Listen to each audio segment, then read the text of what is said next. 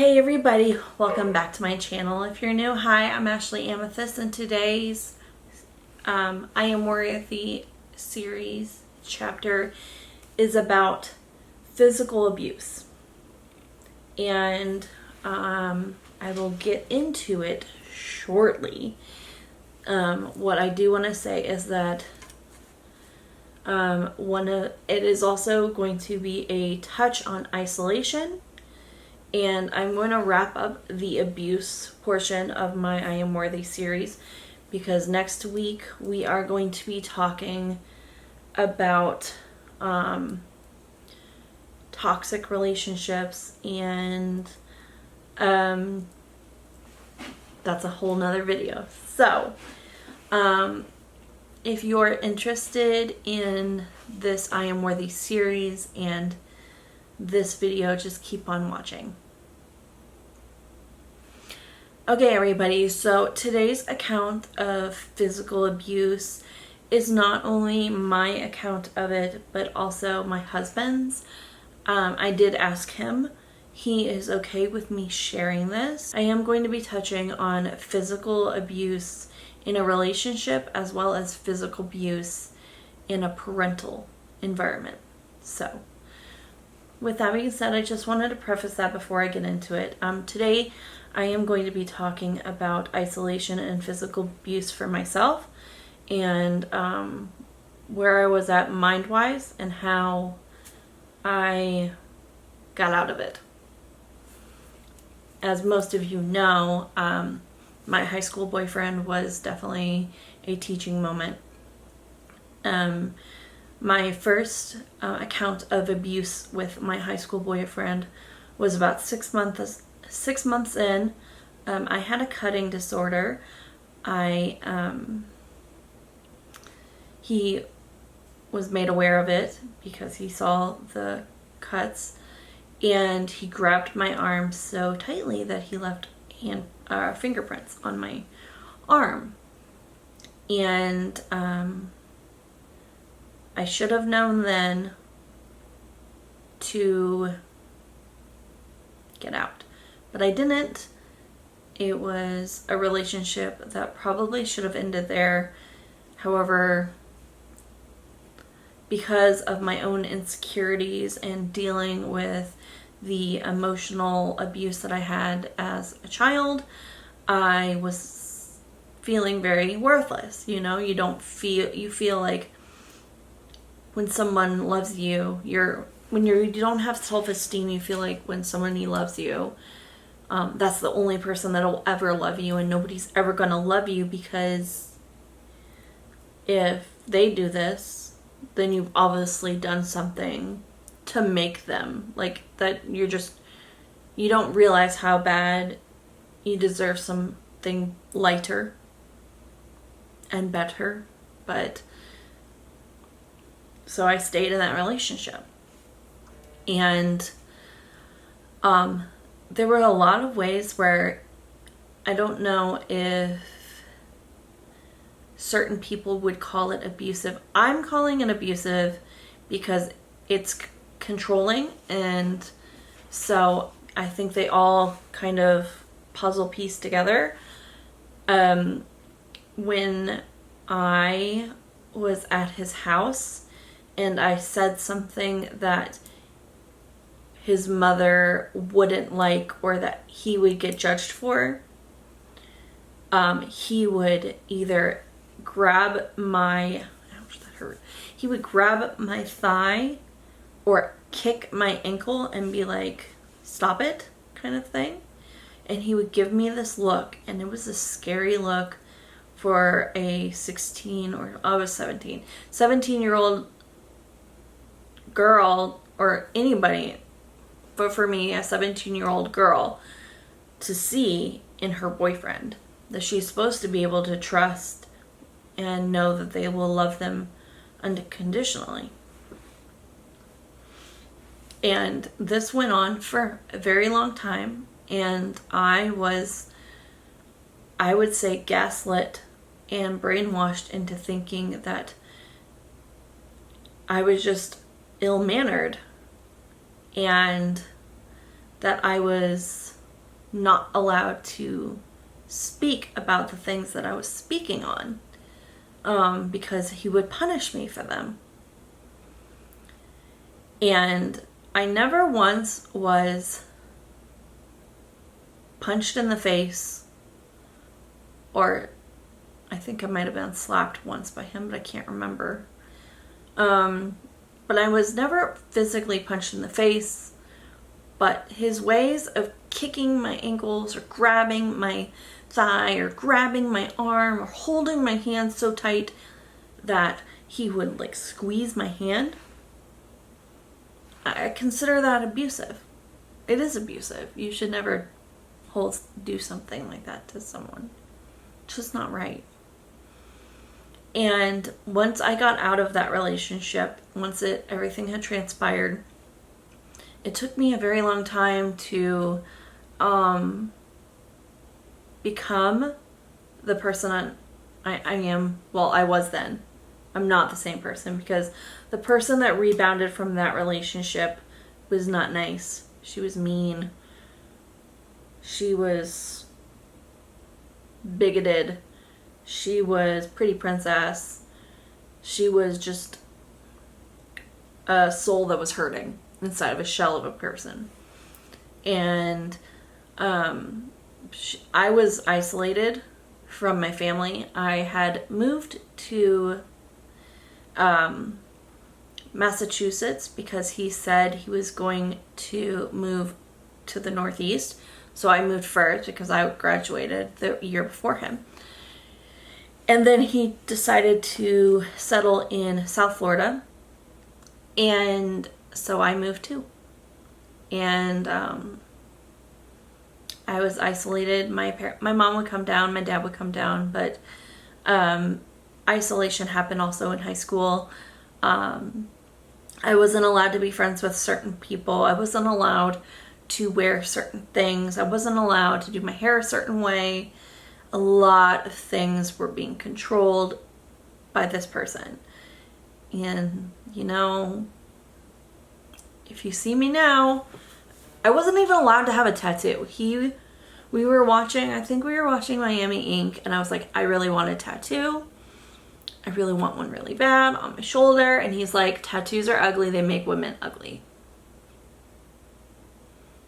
I was like, I don't really care what you think. I'm going to get a tattoo one day. And he's like, we won't be together then. He was right. We were not together then. And my tattoo on my shoulder is all about him. It's about the 3 years of hell I went through trying to get out of the 3.5-year relationship that I put myself in because I thought I was worthless. And coming out of that relationship, I went into a relationship with a guy that he never physically abused me, but our relationship was very skewed, and he cheated on me pretty much from day one. He turned out to be a great best friend, but not a good boyfriend. And he made me freaking crazy. Like, he was that guy that was like, she's crazy. She's crazy. I was crazy because he was making me crazy. We broke up in May, but like not really fully broke up in May. No, we didn't break up in May. We broke up in June. About 2.5 weeks before my birthday, we broke up. And come to find out, he had been telling the girl he was dating that we had broken up in May and still cheating, which is, you know, I forgave him because I realized that we were better as friends, and I never really like loved him, so it was okay. But that boy made crazy. I was crazy after him. He never physically abused me. He was good in that sense. Then I dated a different boy in the start of January 2009. And he was never abusive. He actually treated me really well. That relationship fizzled in December of 2009. Kind of fizzled. we went on a break. Well, it kind of fizzled. We went on a break in December of 2009, and we were still talking and everything, but in April of 2010, I found out I was pregnant, and so that relationship kind of was done. It was not his, obviously. But in the middle of that, so in between all of that,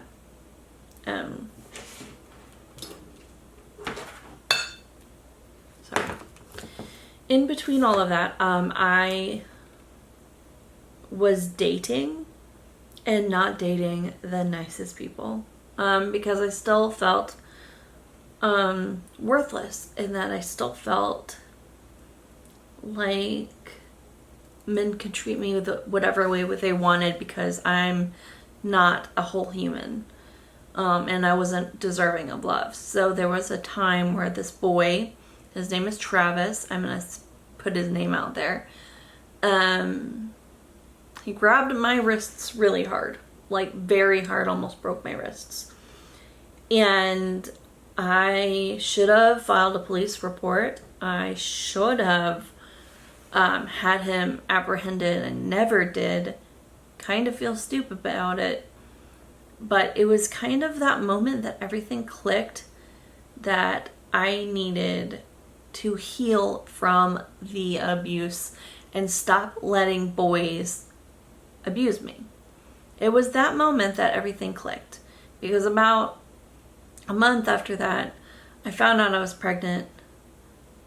I was in hair school and around all of these beautiful, strong women that really taught me some things about my life.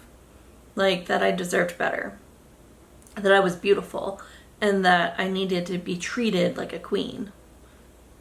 And I desperately wanted that. And I finally found it in my husband. And then my poor husband. So for a couple of years, it's still a little iffy for him. But in the last week of December, he always goes through this pain. It's better now after he finished the freedom group that is supplied through our church. It's a group about kind of like recovery and being able to surrender your pain. And I want to touch on this because it's just really important and prevalent. My husband, it comes from a marriage of two people that should have probably never been married, but they were. And they separated when my husband was 2. They got a divorce when my husband was 12. And I don't even want to call her my mother-in-law, but my husband's mom moved him up to Ohio when he was 12. And he said that's about when the abuse started. That she would be working, and she was a bartender, and she was drunk all the time when she got off work. She never really fed him food. The food that he had was microwavable food. That she never really cared for him, but the way that she would care for him is buy him things, so he did have things that he wanted. And then in December of 2004, his mom was abusive. And then I found out just how abusive. So they moved to Ohio. What happens in Ohio in December? It snows and it's cold. And they were in the Cleveland area where the lake is right there. So you know it's lake effect snow. It's very cold next to a water system when it snows in that area, weather. So my husband was home. He was 18, I believe. Yeah, so he had just turned 18.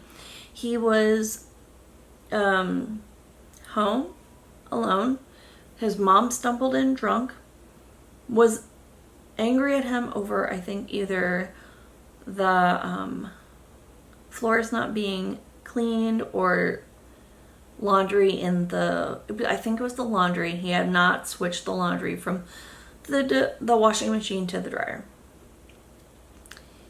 And in front of her boyfriend at the time, she physically started assaulting my husband. She was punching her own child in the head, repeatedly punching him in the head. And he was hunched over trying to protect himself. And he stood up to try to get away from her. And when that happened, because she was intoxicated, she fell backwards. The boyfriend stepped in and told him to get out of the house in Ohio. He did not have anything warm to keep him warm. He was kicked out of his apartment that he lived in with his mother, the one that was punching him in the head, into the snow, and was not allowed back in. How do you do that to a child? That's trauma. That is trauma that stuck with him and has stuck with him for 15 years. 16 years, right? Almost 15 years of trauma. How do you do that to your own kid? Not to mention, she's been emotionally abusive to me. And I've fully cut her off. Because you can forgive somebody for all of their transgressions and everything, but sometimes you can't reconcile. But how do you physically abuse your kid and then throw him out like that? A couple days later, or I think the next morning, after she went to work, he got back into his house. So the entire night he had to spend out in the cold, in the snow, in the backwoods, to get away from his abusive mother. Like, how do you... I just want to hold him every time I've heard that story. All of this abuse that you're going through, if you're going through it, is causing like a trauma ball in your brain. And you kind of want to stay in the shell. But the thing that you need to do is break open the shell. Break open those feelings and let them be. Let your feelings out. And it's hard for a lot of people to do this. They're very scared to do this. They're very scared of how people will judge them for doing this. I wanted to just say that if you're going through something like this, know that there's always people that will help you. For my husband, it was his uncle who lived in town that they talked with his dad. And one day, he just started packing. He packed all of his stuff in garbage bags that he could bring with him. And his dad, after his mom went to work one day in January of 2005, I think, she went to work and he took all of his stuff, put it in with his uncle. His uncle drove him halfway to Tennessee. His dad picked him up in Tennessee and brought him to Florida. And if they never would have done that, I don't think my husband would be alive. I think he would have been severely depressed and probably committed suicide. If for some chance you have friends and family that want to help you out, you are not a burden to them. You can stay with them. If they have secretly offered to do whatever they can for you, take them up on that offer. Be there for the people that, and if you're a person that you've never experienced abuse, but you're watching this and you're like, I could help this person out. Be there for that person. If you are going through this alone and you don't have any friends or family, I'm praying for you. I'm praying that you just get the help you need by maybe starting to talk to somebody at church or somebody at work. If you're so isolated that you don't have anybody, maybe try to reach out on YouTube, on Instagram, on Twitter. Okay. This was heavy. Today was a heavy day. If you've got to the end of this and you really liked it, even though it's heavy, I just want to remind you that you can hit the thumbs up to notify that this content was okay and good for you. And if you're not already subscribed, please subscribe to my channel. I post when I can. I love you guys. Remember, you are worthy. You deserve to be loved. I'll see you in my next video. Bye.